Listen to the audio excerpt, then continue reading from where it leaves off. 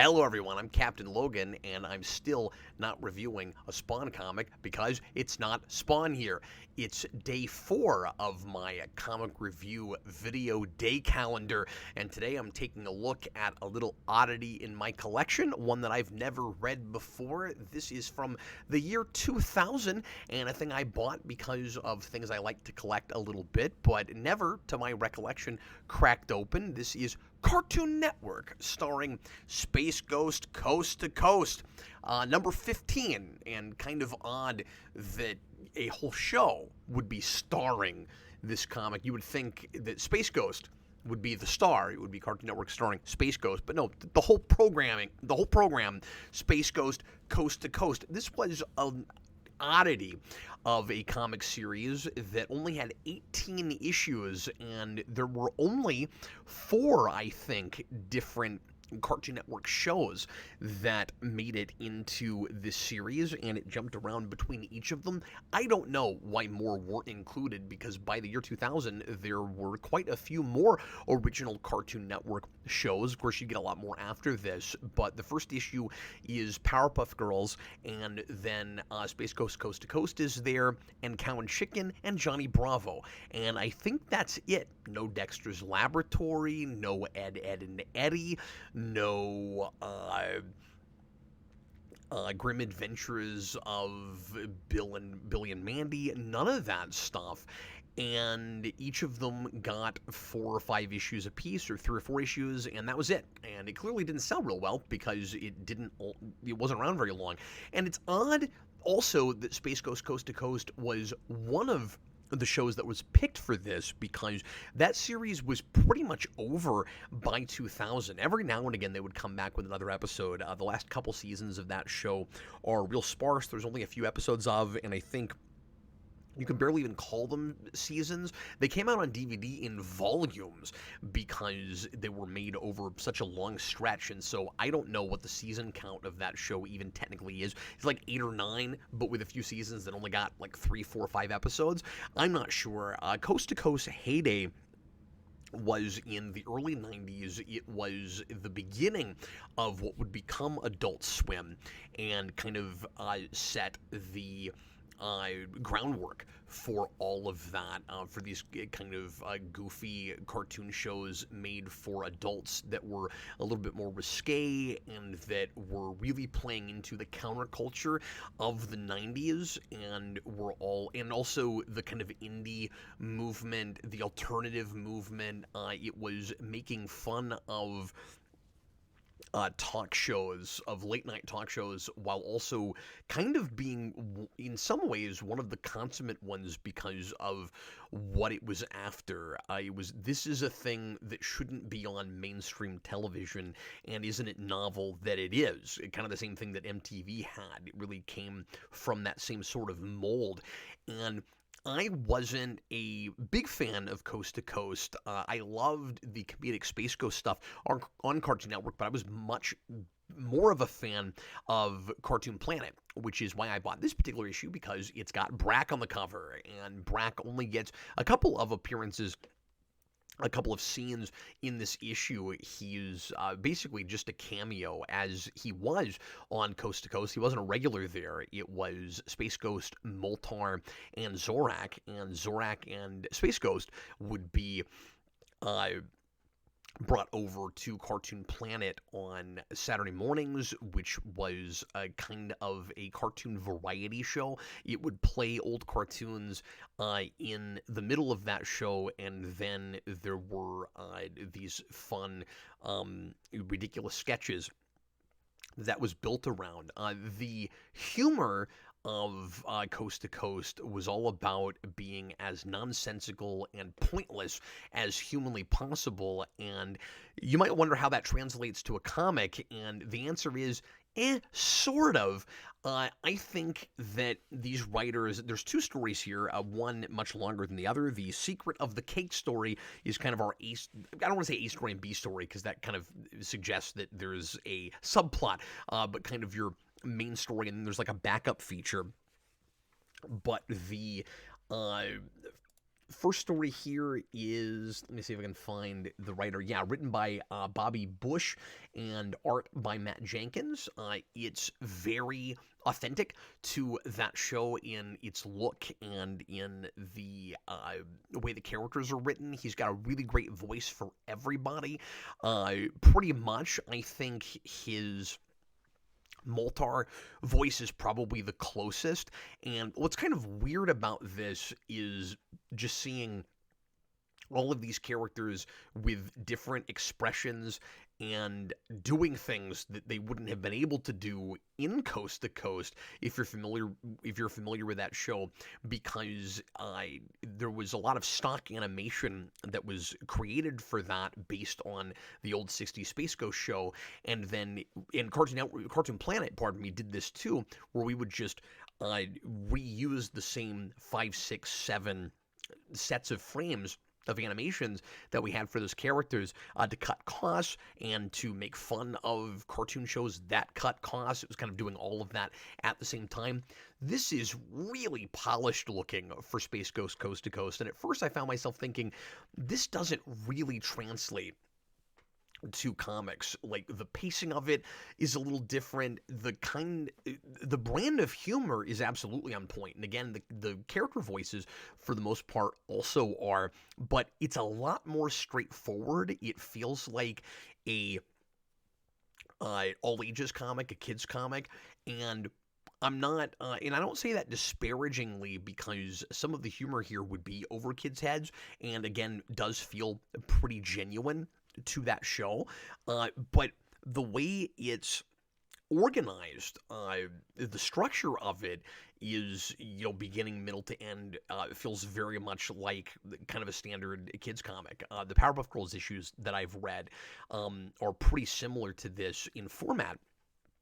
And so the story here is that Space Ghost realizes that it's Zorak's birthday, wants to throw him a birthday party, kind of your standard sitcom kind of plot. And where this won me over was when I realized that the stories being told here are much more about what happens around the show. So it opens with Space Ghost complaining that he just interviewed a really boring guest, and we don't know who the guest is. It's kind of a running gag here where Space Ghost was just dealing with a guest, or is about to deal with one, and we don't know who it's going to be.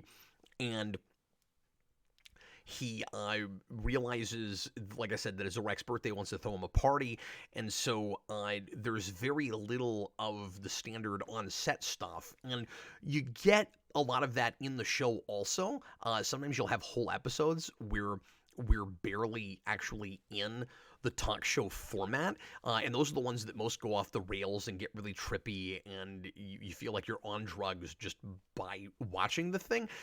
This doesn't have that so much. It's much more sitcom-y, but there were episodes that were kind of that way also. So I did kind of find myself wondering, there's a little bit of kind of an identity question for what this as a comic book is, at least when it goes to Coast, because it's not always that. But they did 4 or 5 issues of this, so with these characters, so it makes me wonder, is it trying to be that show, or is it doing its own thing that's kind of around that show?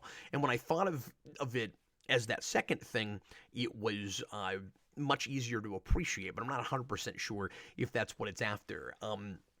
There were a couple of jokes that made me laugh out loud. Most of it didn't, but one of them was Space Ghost realizing that Moltar and Zorak have the same birthday, and not caring about Moltar's birthday and just throwing Zorak a party. And Moltar not caring at all about that, which is funny. Moltar comes up with a recipe for a birthday cake that Zorak apparently loves, and it's this crazy alien, like, green ooze cake, and Space Ghost goes to the galactic supermarket trying to get his hands on all the ingredients, and of course he's inept and a dunderhead, and does a lot of stupid things, makes a lot of mistakes, and one of the running gags in Coast to Coast is that Space Ghost is a terrible superhero. He's a terrible talk show host. He's past his prime, and he's a moron, and he really should probably give up everything because he's awful, and really self-centered and kind of a narcissist, and doesn't get this about himself, but he's actually deep down. Or maybe he does. Deep down, he's a really lonely, pathetic man. And that is very apparent in this issue. And so he pulls together all of, finally, the ingredients after going to a bazaar. That's another joke I kind of laughed at. I love a good bazaar. And he makes the cake, and the secret of the cake, as opposed to the secret of the ooze with the second Ninja Turtles movie, where the secret is that there's ooze, there's actually a payoff to this, is that the cake is alive. Not a lie. The cake is alive, and it's a monster, and it tries to eat Zorak's face, and Zorak, there's kind of a question as to whether Moltar really pulled a cake that Zorak likes or not, and it seems like whether he did or not, it doesn't matter, because Zorak loved this practical joke and thought it was hilarious, and really enjoyed fighting the alien birthday cake. And it's kind of amusing. What's interesting about this to me is just seeing all of the villains on the major, I say major in air quotes, I guess, Space Ghost villains from the old 60s show in a lot of panels together, because that rarely happened in Coast to Coast. I know that show fairly well. I saw a few episodes when I was a kid. It was always a fun thing to watch real late at night. It seemed like the only time to watch it was like midnight, 1 o'clock in the morning, which is often when it was on, like 11, midnight. And finally, I went back and binged a lot of it, which, by the way, that's not the way to watch that show. It's kind of like 60s Batman. You need to pace yourself with it. Take your time. Watch 1 or 2 a week. And I watched through the first, like, 2 or 3 even, I think, volumes. It's all available on HBO Max right now as we speak. And before that, Adult Swim, and maybe it still does, had a free streaming service that you could, or website that you could watch it on. So it's pretty available now. Even what used to be the really hard to get episodes that were only on DVDs, that were box sets that were print on demand. And I was going to do a top 10 video, a superhero rewind on that show, and I just never got around to it. And I don't know if I'm going to now, because I would have to watch back through that show, and I'm telling you, it gets trippy and weird, and you kind of lose yourself in it. You're like, why am I even watching this? To this day, I don't know how much I actually like Coast to Coast, but it's such a fascinating moment in history and a snapshot of that moment in time. And there are certainly a lot of jokes that I do laugh at real hard, and it's got one of the greatest theme songs of all time. I like a lot of the animation, even though it's repeated, and there's a lot of really fun stuff in it, but it's very, very strange intentionally, and really pointless. It's a big waste of time, except for when it isn't. So anyway, I don't know if I'll ever do a rewind on that now, because, again, I'd have to watch back through it. So it's kind of nice to talk about it here, but I might eventually finally do that. The second feature is a thing that I am shocked was never done on the show. By the way, I meant to say this earlier. Year 2000...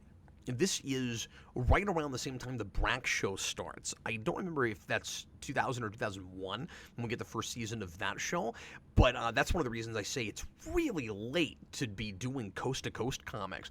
The writer is someone named Razum. I guess just a single word name with pencils by Jenkins. And now that I'm looking at this, I guess these people probably do have first names, and they're not, like, Cher or something, but they're not giving them all to us. And I didn't look it up, so I don't actually know who these people are. But I actually like the backup feature better than the main story. The idea here, just real briefly, is Zorak is tired of being constantly blasted by Space Ghost with his power bands, which is a running gag both in Space Ghost Coast to Coast and in Cartoon Planet. He's constantly getting zapped and exploding, and as you see here, being kind of charred, being, zapped to a crisp. And so he decides to get back at Space Ghost by stealing his power bands when Space Ghost is in the shower singing to himself. And he decides he's going to zap Space Ghost on air, but somehow, or rather, has grabbed the wrong power bands, or Space Ghost saw him coming, or something. I don't totally know how this works out, but I like the gag a lot. This feels a little bit like a newspaper strip, where he ends up with not the Destructo Ray, but the Self-Destructo Ray. And the gag right at the end, and just before Zorak's about to try to zap him, Space Ghost says, when Space Ghost thinks he's going to have the bands, and then they're not on him, he says, "You'd better be praying, Mantis," which is a nice joke and a nice play on words, and I don't know if that was ever in the show. That's another thing I'm kind of surprised never was. If Space Ghost did this on purpose, that's actually really impressive for him, because he's usually so inept, so incompetent. So maybe that's, out of character and too easy. But it is a really fun gag at the end. And the payoff, which I like a lot right at the end, is Zorak wishing that the Self-Destructo Ray would continue to work, because he's so embarrassed and hates his life so much, he'd like to just die right now. That's pretty great. So I enjoyed this one overall. I'm glad I finally took a look at it. And there's a little brief history for you also on Space Ghost Coast to Coast, and this very odd short 18 issue run of comics from Cartoon Network. Thanks so much for watching. I'll see you again tomorrow with our 5th comic of the year. I hope you've been enjoying them. Leave a comment. Let me know what you think of this show, and I'll see you again real soon. Happy reading, everybody.